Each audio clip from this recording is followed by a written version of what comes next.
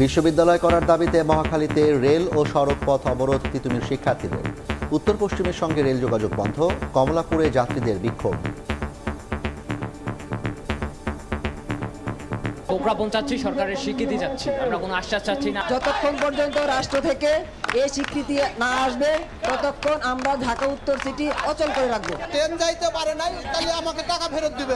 আমাকে বলে আমি টাকা ফেরত দিতে পারবো না। পরবর্তী ট্রেন আজকে চালু হবে কি না এটা তারা জানিয়ে দেবে। হ্যাঁ, আমাদের টাকা ফেরত চাই এবং আমাদের কি ব্যবস্থা করব আপনাদের মাধ্যমে আমরা জানতে চাই।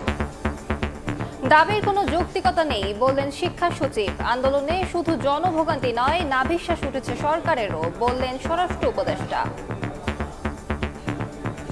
এখন পর্যন্ত তিতুমিরের এই দাবির যৌক্তিকতা দেখা যাচ্ছে না। কমিটিকে তিতুমিরের বিষয়টাও গুরুত্ব সহকারে বিবেচনার জন্য বলা হয়েছে। দিনের পরে দিনে কিন্তু তাদের এই দাবি দাওয়া কিন্তু বেড়ে চলছে। মানুষের না বিশ্বাসে উঠে যাচ্ছে, আমারও না বিশ্বাসে উঠে যাচ্ছে। দেখছিলেন প্রধান শিরোনাম। রাতের সময়ের সঙ্গে আছি আমি আলিশা ইসলাম এবং আমি জাফর সাদিক। এবার অন্যান্য শীর্ষ সংবাদ। আওয়ামী লীগের নামে লিফলেট বিতরণ করলেই গ্রেফতার, হুঁশিয়ারি প্রেস সচিবের।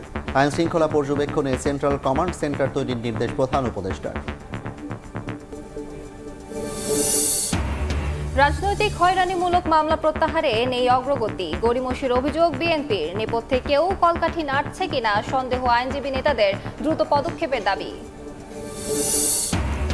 অল্প সংখ্যক নয়, রোডম্যাপ ধরে সব রোহিঙ্গাকে ফেরত পাঠাতে চায় ঢাকা, জানালেন পররাষ্ট্র উপদেষ্টা। ভারত, চীন, যুক্তরাষ্ট্রের সঙ্গে ভারসাম্যপূর্ণ সম্পর্কে জোর। এবং দেশে আশঙ্কাজনক হারে বেড়েছে সিজারিয়ানের হার। প্রসূতি ভর্তি হলেই নানা অজুহাতে করা হয় অস্ত্রোপচার, এগিয়ে বেসরকারি হাসপাতাল। স্বাস্থ্য ঝুঁকিতে মা, নবজাতক।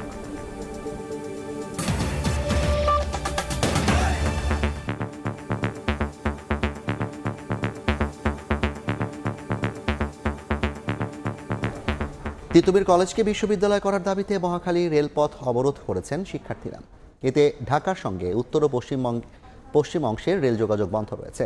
রেলগেট অভিমুখী সড়কে যান চলাচলও বন্ধ রয়েছে। শিক্ষার্থীরা বলছেন, যতক্ষণ তিতুমিরকে বিশ্ববিদ্যালয় রূপান্তরের পূর্ণাঙ্গ প্রক্রিয়া সম্পন্ন করে লিখিত আকারে প্রকাশ না করা হবে ততক্ষণ রেলপথে অবস্থান করবেন তারা।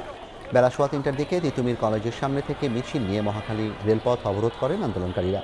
পরিস্থিতি নিয়ন্ত্রণে মোতায়েন রয়েছে পুলিশ।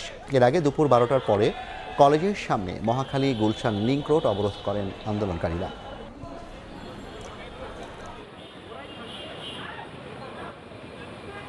আমাদের দাবি একটাই, তিতুমির বিশ্ববিদ্যালয় চাই। বিশ্ববিদ্যালয়ের স্বীকৃতি দিয়ে বিশ্ববিদ্যালয়ের ক্যালেন্ডার প্রকাশ করতে হবে। তাদের ওই আশ্বাস দেওয়ার পরে তাদের থেকে কেউ আমাদের কলেজে ওইভাবে আসে নাই। এই তার পরিপ্রেক্ষিতে আমাদের পরবর্তীতে এই কর্মসূচিটা করা হয়েছে। আমরা প্রজ্ঞাপন চাচ্ছি, সরকারের স্বীকৃতি চাচ্ছি, আমরা কোনো আশ্বাস চাচ্ছি না, আমরা মূলধনানো কোনো আশ্বাস চাচ্ছি না এবং শিক্ষার্থীরা মেনে নিবে না। যতক্ষণ পর্যন্ত রাষ্ট্র থেকে এই স্বীকৃতি না আসবে ততক্ষণ আমরা ঢাকা উত্তর সিটি অচল করে রাখবো। এদিকে রেলপথ অবরোধের কারণে বন্ধ হয়ে গেছে ঢাকার সঙ্গে উত্তর ও পশ্চিমাঞ্চলের রেল যোগাযোগ। এতে কমপক্ষে 20টি ট্রেনের শিডিউল বিপর্যয় হয়েছে। চরম ভোগান্তির কারণে ক্ষুব্ধ হয়ে কমলাপুর রেল স্টেশনে বিক্ষোভ করেন যাত্রীরা। অবরোধের কারণে কমলাপুর থেকে এ পর্যন্ত 10টি ট্রেন ছেড়ে যেতে পারেনি। এর মধ্যে 2টি মহাখালীতে বাধার মুখে পড়ে তেজগাঁও স্টেশনে ফেরত এসেছে। বিক্ষোভের মুখে টিকিটের টাকা ফেরতের ব্যবস্থা করা হয়েছে বলে জানান স্টেশন ম্যানেজার। তবে এখনো কোনো ট্রেনের যাত্রা বাতিল করা হয়নি।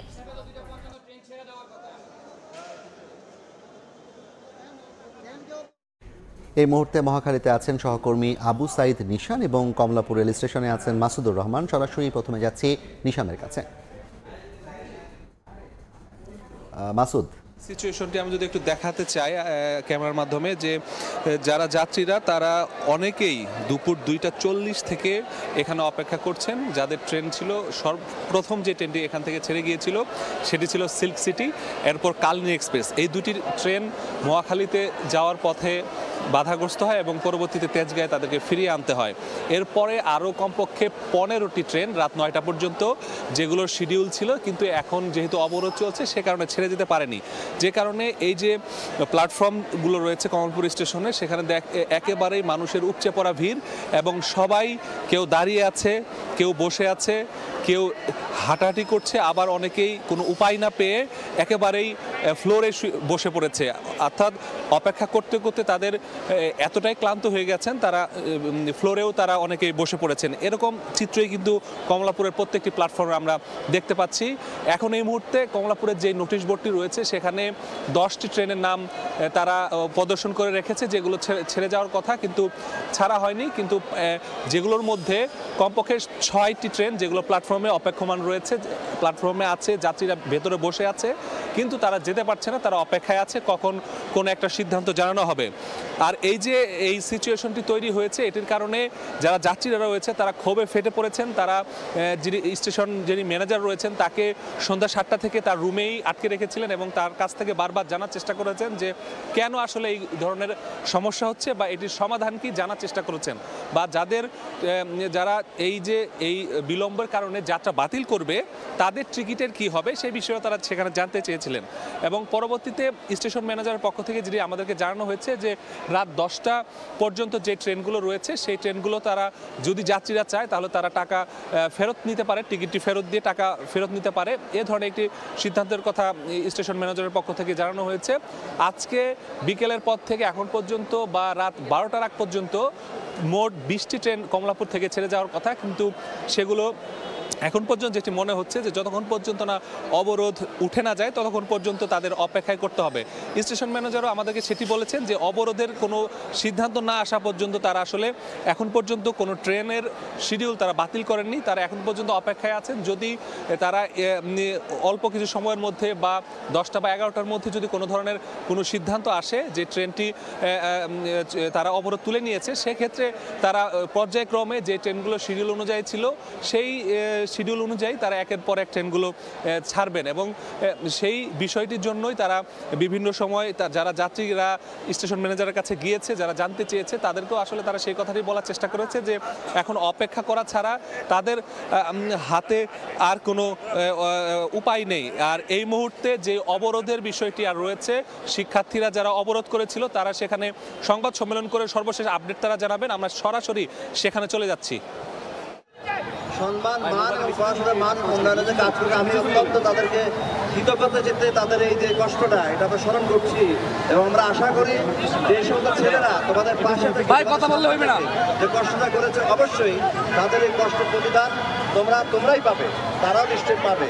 আমরা তাদের দ্রুত সুস্থতা কামনা করছি এবং আশা করি আমার এই ছেলে সম্বন্ধ ছেলেরা ছাত্ররা তারা অবশ্যই সুস্থ হয়ে যাবে, দ্রুত সুস্থ হবে এবং আমার তারা কাছে ফিরে যাবে, ক্লাসে ফিরে যাবে। আজকে যে কয়েকদিন ধরে তিতুমির কলেজের যে সংকট নিয়ে এবং এই কলেজ সহ এই কলেজের লেখাপড়ার মান এবং এটাকে একটা স্বতন্ত্র বিশ্ববিদ্যালয় করার দাবিতে তারা আন্দোলন করছে, এই আন্দোলনগুলো সরকারের দৃষ্টিতে এসেছে এবং মাননীয় শিক্ষা উপদেষ্টা মহোদয়, শিক্ষা সচিব মহোদয় সহ সকলেই বারবার এটা অবহিত হয়েছে। আমরাও গত 3 দিন আগে একবার এসেছিলাম, এর প্রেক্ষিতে সরকার একটা বিবৃতিও জারি করেছে এবং এর দৃষ্টি আকৃষ্ট হওয়ার কারণে এটি সম্ভব হয়েছে। আজকে এর প্রেক্ষিতে স্বরাষ্ট্র মন্ত্রণালয়ে যে আইন শৃঙ্খলা সহ অন্যান্য মিটিং ছিল, সেই মিটিংয়ে কিন্তু মাননীয় উপদেষ্টাবৃন্দ ছিলেন এবং মাননীয় সিনিয়র শিক্ষা সচিব মহোদয় ছিলেন সেখানে স্বরাষ্ট্র মন্ত্রণালয়ের উপদেষ্টা সহ শিক্ষা মন্ত্রণালয়, স্বরাষ্ট্র মন্ত্রণালয়, পুলিশের আইজিপি মহোদয় সহ ডিএমপির কমিশনার এবং সরকারের ঊর্ধ্বতন সমস্ত কর্মকর্তাগণ ছিলেন। আপনারা অনেকে মিডিয়ায় দেখেছেন সেটি।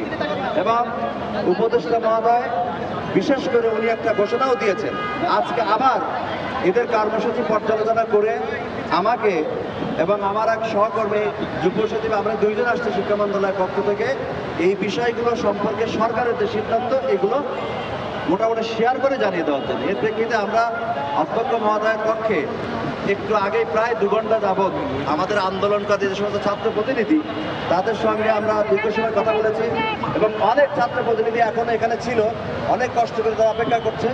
তো বর্তমানে আমি এই প্রেক্ষাপটটা বলি, তোমাদের যে দাবি এইটা যতটুকু ন্যায্য যৌক্তিকতা আছে আমি প্রকাশ করছি, কিন্তু ইন দি মিন টাইম সারা দেশে আইন শৃঙ্খলা পরিস্থিতি বিশেষ করে ঢাকার যান চলাচল বন্ধ সহ জনদুর্ভোগ নেমে আসছে, এটা খেয়াল করছি আমরা।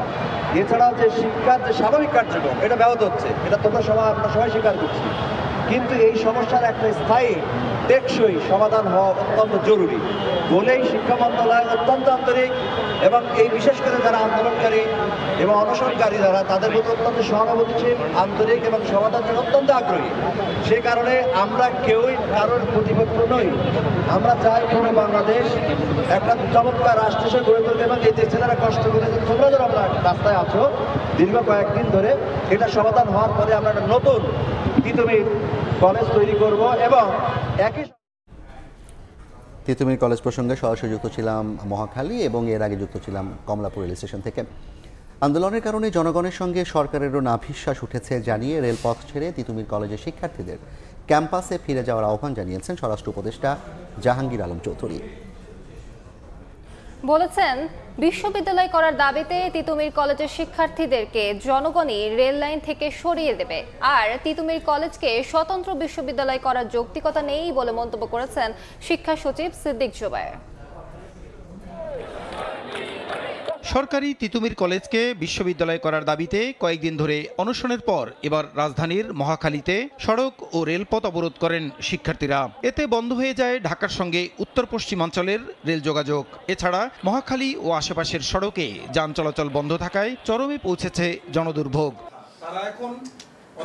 এমন পরিস্থিতিতে দেশের বর্তমান আইনশৃঙ্খলা পরিস্থিতি পর্যালোচনা এবং আসন্ন আন্তর্জাতিক মাতৃভাষা দিবসে আইনশৃঙ্খলা স্বাভাবিক রাখতে স্বরাষ্ট্র উপদেষ্টার সভাপতিত্বে বৈঠক হয়। পরে সাংবাদিকদের প্রশ্নোত্তরে শিক্ষা মন্ত্রণালয়ের সিনিয়র সচিব জানান, তিতুমিরকে আলাদা বিশ্ববিদ্যালয় করার যৌক্তিকতা নেই। তিতুমিরের বিশ্ববিদ্যালয় হওয়ার যে দাবি, সেই দাবির যৌক্তিকতা তো প্রমাণ করতে হবে। কারণ হচ্ছে যে তিতুমিরের মতো আরো অনেকগুলি কলেজ আছে। সাধারণ ছাত্ররা চাচ্ছে যে তাদের পড়াশোনা যেন নির্বিঘ্ন থাকে, তাদের বিশ্ববিদ্যালয় হওয়ার দাবি। সেইটা আমরা বলেছি যে ইউজিসির যে কমিটি, সেই কমিটি যেভাবে সাজেশন দিবে সেটার উপরে আমরা পর্যালোচনা করে পরবর্তীতে সিদ্ধান্ত নেব। দুর্ভোগ তৈরি করে আন্দোলনের ফলে জনগণের পাশাপাশি সরকারেরও নাভিশ্বাস উঠে গেছে, এমন মন্তব্য করে স্বরাষ্ট্র উপদেষ্টা শিক্ষার্থীদেরকে ক্যাম্পাসে ফিরে গিয়ে কলেজ কর্তৃপক্ষের কাছে দাবি জানানোর পরামর্শ দেন। মানুষের নাভিশ্বাস উঠে যাচ্ছে, আমারও নাভিশ্বাস উঠে যাচ্ছে। এরা তো লোকজনকে অতিষ্ঠ করে ফেলতেছে। জনগণই কিন্তু তাদের একসময় উঠাই দিবে এই রেল লাইনে থেকে। এটার পিছনে কারা জড়িত আছে এটাও কিন্তু আপনারা জানেন। আমি কেন বলবো, আপনারা জানেন না? দেশের আইন শৃঙ্খলা আগের চেয়ে ভালো রয়েছে দাবি করে মহান শহীদ দিবস ও আন্তর্জাতিক মাতৃভাষা দিবসে সারা দেশে আইন শৃঙ্খলা স্বাভাবিক থাকবে বলেও জানান স্বরাষ্ট্র উপদেষ্টা। আইন শৃঙ্খলা পরিস্থিতি আমরা যে অবস্থায় প্রথম পেয়েছিলাম ওইটার থেকে অনেকটা উন্নতি হয়েছে। প্রসূন আশিস, সময় সংবাদ, ঢাকা। আওয়ামী লীগের নামে লিফলেট বিতরণ করলেই গ্রেফতার করা হবে বলে হুঁশিয়ারি দিয়েছেন প্রধান উপদেষ্টার প্রেস সচিব শফিকুল আলম। সন্ধ্যায় রাজধানীর ফরেন সার্ভিস একাডেমিতে সংবাদ সম্মেলনে তিনি আরও বলেন, দেশের আইনশৃঙ্খলা পর্যবেক্ষণের জন্য সকল নিরাপত্তা বাহিনীর সমন্বয়ে একটি সেন্ট্রাল কমান্ড সেন্টার তৈরির নির্দেশ দিয়েছেন প্রধান উপদেষ্টা। সোমবার সন্ধ্যায় রাজধানীর ফরেন সার্ভিস একাডেমিতে সংবাদ সম্মেলনের আয়োজন করে প্রধান উপদেষ্টার প্রেস উইং। শুরুতেই ডেপুটি প্রেস সেক্রেটারি জানান, 2024 সালের 5 আগস্টের পর সাম্প্রদায়িক সহিংসতায় 23 জন নিহত হওয়ার যে অভিযোগ তুলেছে হিন্দু বৌদ্ধ খ্রিস্টান ঐক্য পরিষদ, তার বিস্তারিত তদন্ত করে দেখেছে সরকার, যেখানে একটিও সাম্প্রদায়িক সহিংসতা ছিল না। সাম্প্রদায়িক সহিংসতা হিসেবে চিত্রিত করা হয়নি, এগুলোকে জেনারেল ক্রাইম হিসেবেই দেখা হয়েছে। পাচারের অর্থ দিয়ে ভারতীয় গণমাধ্যম ব্যবহার করে দেশের বিরুদ্ধে অপপ্রচার চালাচ্ছে আওয়ামী লীগ, এমন অভিযোগ এনে প্রেস সচিব বলেন, তাদের কোনো কর্মসূচি তো দূরের কথা, লিফলেট বিতরণ করলেই গ্রেফতার করা হবে। পতিত স্বৈরাচারের যারা সাঙ্গপাঙ্গ আছে, দোসর আছে, তারা অনেক কিছু করতে চাচ্ছেন, তারা লিফলেট বিতরণ করছে। যারা লিফলেট বিতরণ করবেন তাদের জন্য আমাদের কড়া মেসেজ, তাদেরকে অ্যারেস্ট করা হবে। লিফলেট বিতরণ যারা করেছেন বেশ কিছু আমরা গ্রেফতার করেছি। আইন শৃঙ্খলা নিয়ে শফিকুল আলম জানান, সার্বিক নিরাপত্তা পর্যবেক্ষণে সব বাহিনীর সমন্বয়ে সেন্ট্রাল কমান্ড তৈরির নির্দেশ দিয়েছেন প্রধান উপদেষ্টা। প্রফেসর ইউনূস বলেছেন কমান্ড সেন্টার করতে বা কমান্ড ইনফ্রাস্ট্রাকচার। সেটার ফলে যেটা হচ্ছে যে আপনি জানেন যে অনেকগুলো ল অ্যান্ড অর্ডারের সিচুয়েশন তো অনেকে দেখেন, যে সবার সাথে কোঅর্ডিনেট করে একটা কমান্ড স্ট্রাকচার থাকবে, সেখান থেকে যাতে খুব intensively law and order situation 24/7 যাতে মনিটর করা যায়। সংবাদ সম্মেলনে জানানো হয়, হয়রানি কমাতে সরাসরি থানায় না এসে অনলাইনেও মামলা দায়েরের ব্যবস্থা চালু করতে পুলিশকে নির্দেশ দিয়েছেন প্রধান উপদেষ্টা ডক্টর মোহাম্মদ ইউনূস। একটা এফআইআর করতে চাচ্ছেন। নাজমুস সালেহী, সময় সংবাদ, ঢাকা। তাহলে সেই রাজনৈতিক মামলা প্রত্যাহারে গড়িমসির অভিযোগ তুলেছেন বিএনপির আইনজীবী নেতারা। তারা বলেছেন 6 মাসে একটি মামলাও প্রত্যাহার না হওয়া হতাশাজনক। এর নেপথ্যে কেউ কলকাঠি ডাকছে কিনা তা নিয়েও সন্দেহ দলটির নেতাদের। অবিলম্বে 1.5 লাখ মামলা প্রত্যাহারের দাবি জানিয়েছেন তারা। আফজাল হোসেনের রিপোর্ট।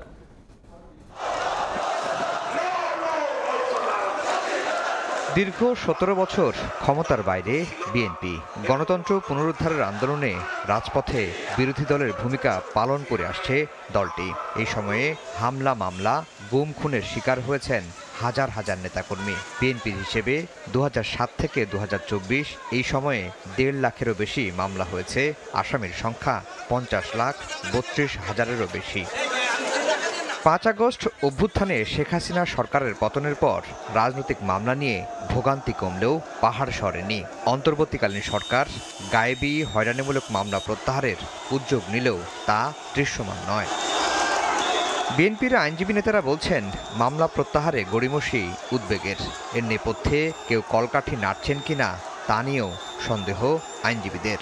তারা এত মামলা দিয়েছে এবং এত নেতা কর্মীদেরকে গ্রেফতার করেছে, হয়রানি করেছে, তাদেরকে জেলখানায় শুধু পুরে রাখে নাই, তাদেরকে গুলি করে হত্যা করেছে, বিচার বহির্ভূতভাবে হত্যা করেছে, গুম পর্যন্ত করেছে। তো এই যে ঘটনাগুলো ফ্যাসিস্ট সরকার করেছে, এই সরকারকে সেটা উপলব্ধি করতে হবে। এটা আমরা প্রথম থেকে বলেছি। যে রাজনৈতিক দলগুলোর সমন্বয়ে সমর্থনে অভিপ্রায়ে আজকের এই সরকার, তারা তাদের যে কৃতকর্ম আছে সেই কৃতকর্মটা সঠিকভাবে পালন করছেন না, বা পর্দার অন্তরালে থেকে কেউ এমন কাজ করছেন যেন ওনারা সিদ্ধান্ত নিতে পারছেন না। অবিলম্বে মামলা থেকে মুক্তি দিতে ডক্টর ইউনূস সরকারের প্রতি দাবি জানিয়েছেন আইনজীবীরা। এটা একটি ঘোষণার মাধ্যমে, একটা অর্ডিন্যান্স করেই এই মামলা থেকে মানুষকে অব্যাহতি দিতে পারে। তত্ত্বাবধায়ক সরকারের উপদেষ্টা হিসেবে শপথ নেওয়ার আগে ওনারাই নিন্দা জানিয়েছেন এই সমস্ত মামলার, গায়েবী মামলার। তো ওনারা নিন্দা জানিয়ে ওনারা এখন হেড অফ দ্য এক্সিকিউটিভ, ওনাদের সিগনেচারে কাজগুলো হবে, কেন এটা হচ্ছে না? আগামী 7 দিনের মধ্যে মামলাগুলো প্রত্যাহার করার উদ্যোগ নেওয়া হবে। গত মাসে রাজনৈতিক হয়রানিমূলক মামলা প্রত্যাহারের কথা জানিয়েছিলেন আইন উপদেষ্টা ডক্টর আসিফ নজরুল। প্রাথমিকভাবে 25 জেলায় প্রায় 2,500 মামলা চিহ্নিত করার কথাও জানানো হয়। সে বিষয়েও চূড়ান্ত কোনো সিদ্ধান্ত এখনও জানা যায়নি। আফজাল হোসেন, সময় সংবাদ, ঢাকা। রোডম্যাপ ধরে সব রোহিঙ্গাকে ফেরত পাঠানোর ওপর গুরুত্ব দিচ্ছে ঢাকা। এ বিষয়ে চীন সহ অন্যান্য দেশের সহযোগিতার আশ্বাসকে গুরুত্ব দেওয়া হচ্ছে। বিকেলে রাজধানীর ফরেন সার্ভিস একাডেমিতে ঢাকা বিশ্ববিদ্যালয় আন্তর্জাতিক সম্পর্ক বিভাগের সেমিনারে অংশ নিয়ে এই কথা জানান পররাষ্ট্র উপদেষ্টা। বাংলাদেশে আশ্রয় নেওয়া 12 লাখের বেশি রোহিঙ্গাকে মিয়ানমারে ফেরত পাঠাতে একটি নতুন রোডম্যাপের উদ্যোগ নিয়েছে অন্তর্বর্তী সরকার। সোমবার রাজধানীর ফরেন সার্ভিস একাডেমিতে ঢাকা বিশ্ববিদ্যালয় আন্তর্জাতিক সম্পর্ক বিভাগের আয়োজনে এক সেমিনারে অংশ নেন পররাষ্ট্র উপদেষ্টা। সংকট সমাধানে চীনের পররাষ্ট্রমন্ত্রীর আশ্বাসের কথা উল্লেখ করে জানান, অল্প সংখ্যক রোহিঙ্গা প্রত্যাবর্ষণ করে মিয়ানমার যাতে সংকটের সুযোগ নিতে না পারে সেজন্য রোডম্যাপ নিয়ে এগোবে Bangladesh.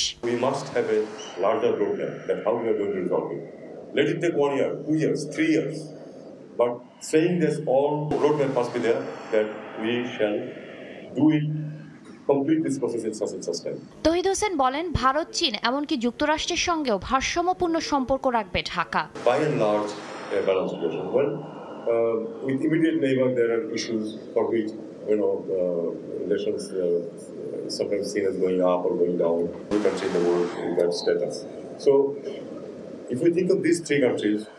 We have to maintain a balance, and I think that we are doing it quite well. There can be some hiccups, the change situation because of it, but then by and large and in the long term, of course, we will have balance solution with all three countries. রোহিঙ্গাদের জন্য USAIDর সহযোগিতা অব্যাহত রাখতে দেশটির প্রতি আহ্বান জানান পররাষ্ট্র উপদেষ্টা। শাতিলা শারমিন, সময় সংবাদ, ঢাকা। লিবিয়া উপকূল থেকে উদ্ধার 23 মরদেহের মধ্যে 10 জনের পরিচয় মিলেছে। তাদের গ্রামের বাড়ি মাদারীপুরের রাজৈরে।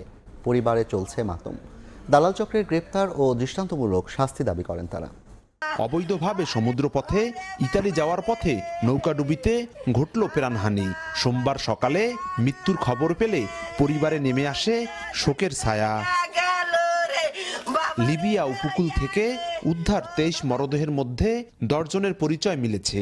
স্বজনরা জানান, দালালের খপ্পরে পড়ে গত 1 জানুয়ারি ইতালির উদ্দেশ্যে বাড়ি ছাড়েন রাজৈর পৌরসভার পশ্চিম সরমঙ্গল গ্রামের চা বিক্রেতা হাসান হাওলাদারের ছেলে টিটু হাওলাদার। তার সঙ্গে একইভাবে গোবিন্দপুরের বাসিন্দা আবুল বাশার আকনও চলে যান।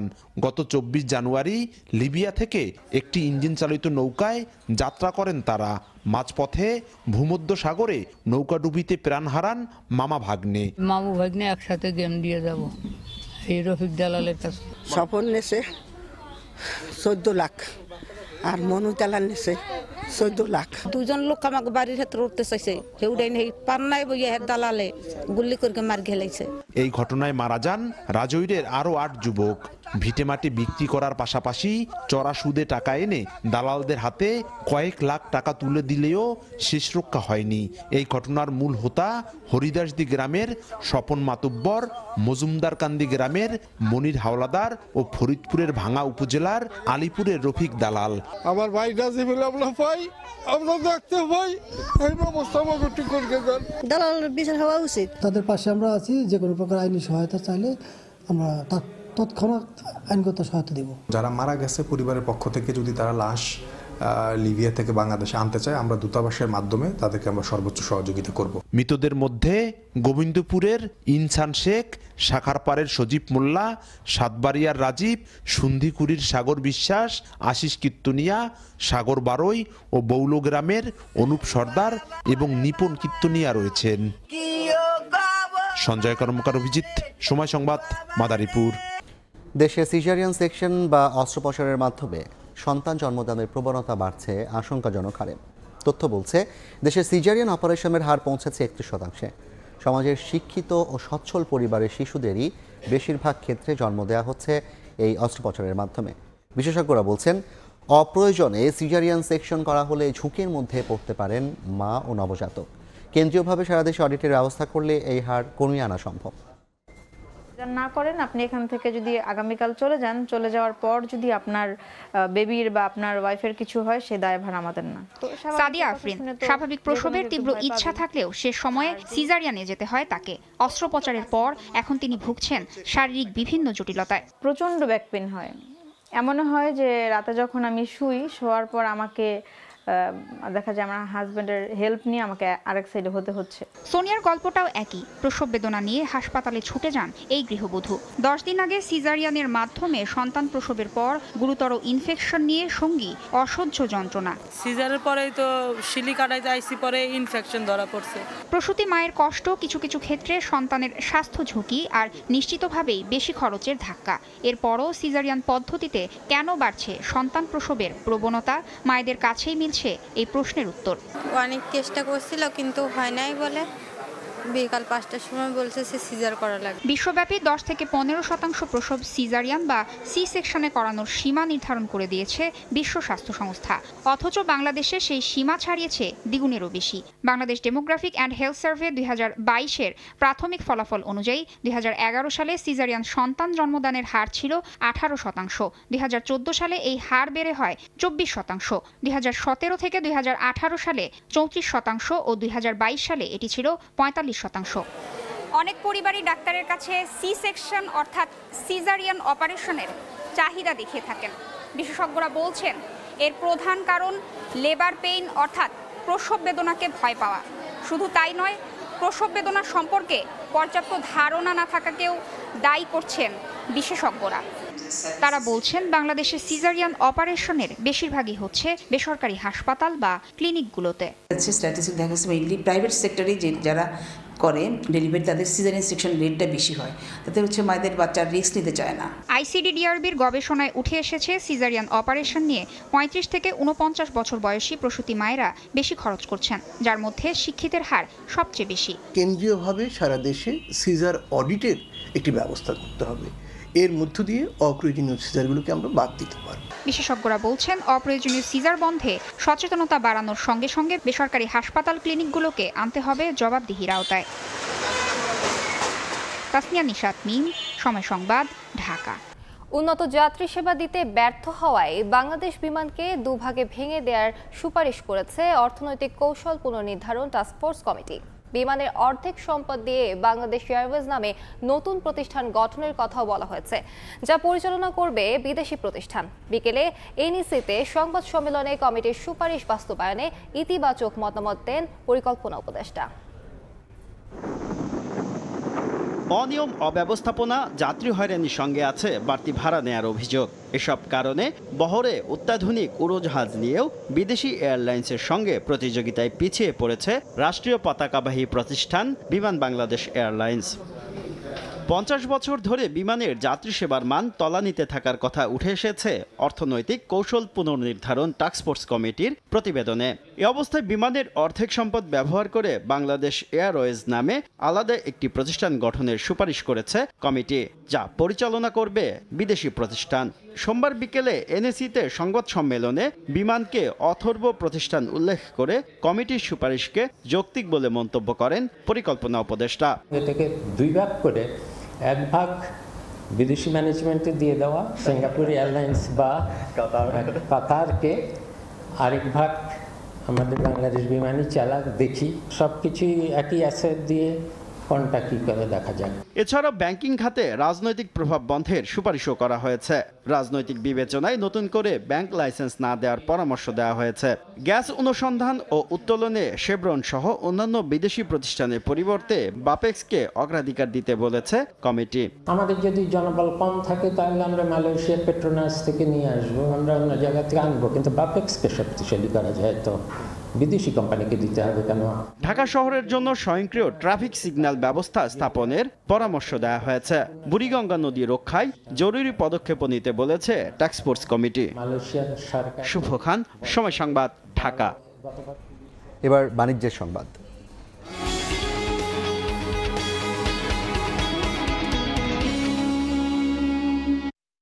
চীনের পণ্যের ওপর যুক্তরাষ্ট্রের 10% শুল্ক হার আরোপের ফায়দা পাচ্ছেন বাংলাদেশি ব্যবসায়ীরা।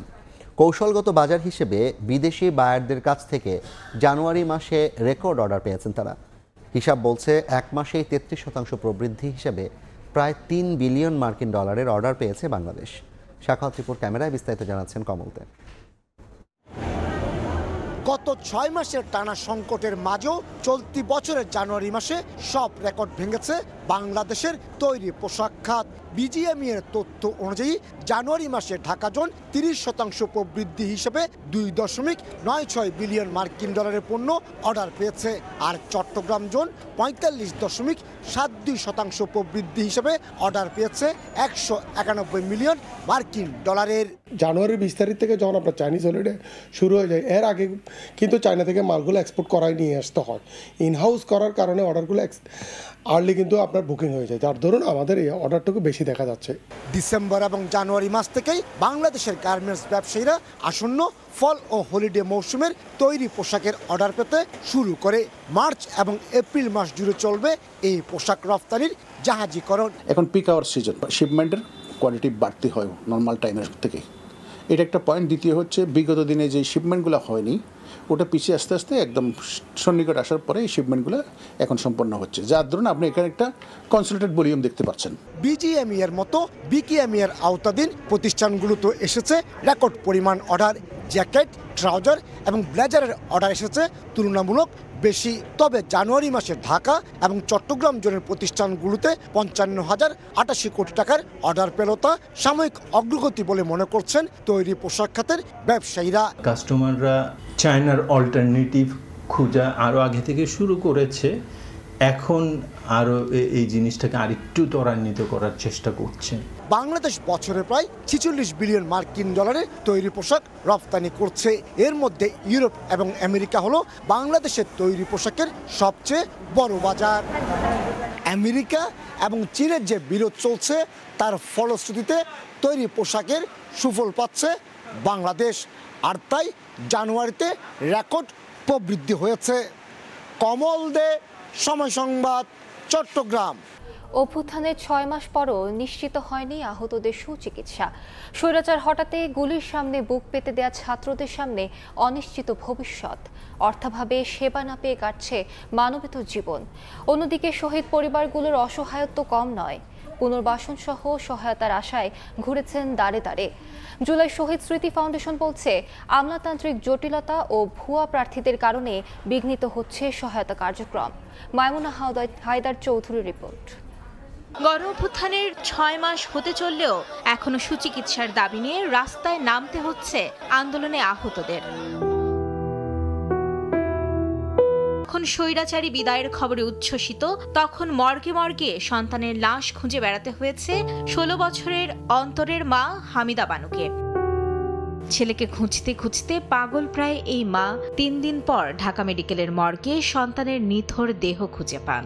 এই আনে একটা গুলটি লাগছে আমার বাবার, এই গুলটি ডাক্তারে বুকের ভিতরে ঠেকায়া করছে।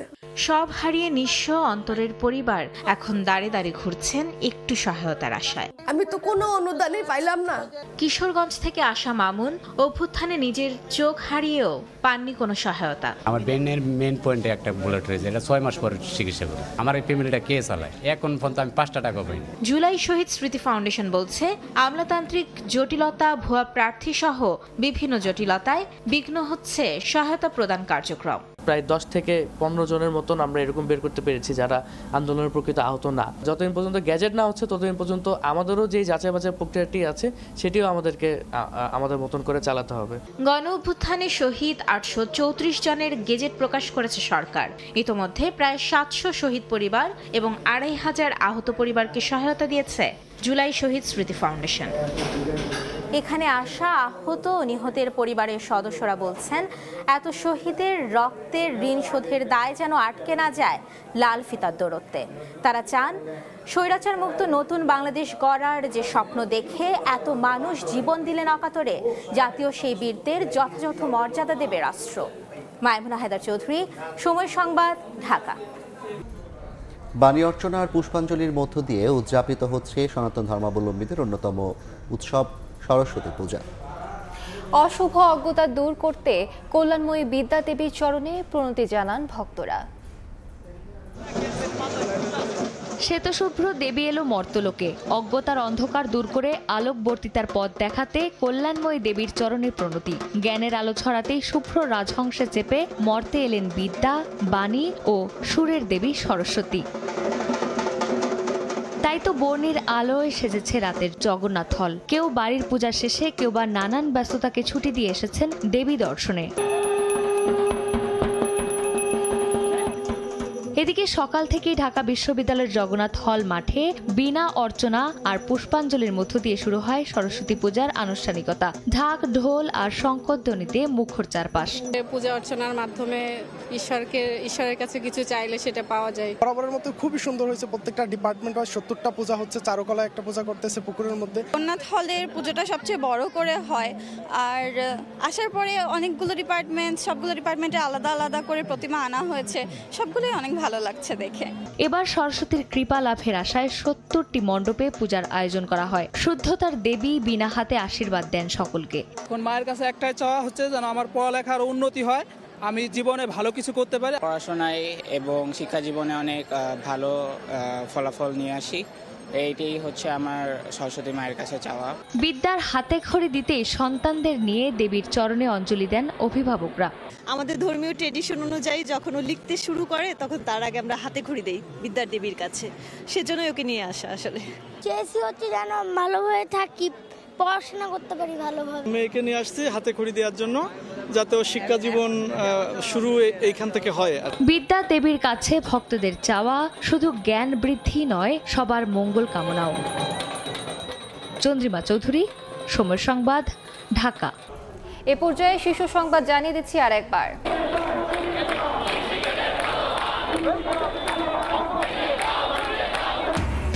শিক্ষা মন্ত্রণালয়ের আশ্বাসে আন্দোলন প্রত্যাহার তিতুমির কলেজ শিক্ষার্থীদের। জনগণের সঙ্গে সরকারেরও নাভিশ্বাস উঠেছে, বললেন স্বরাষ্ট্র উপদেষ্টা। আওয়ামী লীগের নামে লিফলেট বিতরণ করলেই গ্রেফতার, হুঁশিয়ারি প্রেস সচিবের। আইন শৃঙ্খলা পর্যবেক্ষণে সেন্ট্রাল কমান্ড সেন্টার তৈরির নির্দেশ প্রধান উপদেষ্টার।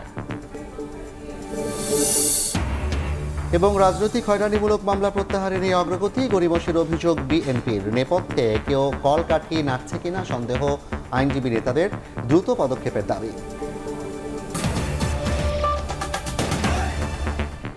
এই ছিল রাতের সময়ে, সঙ্গে থাকুন সময়।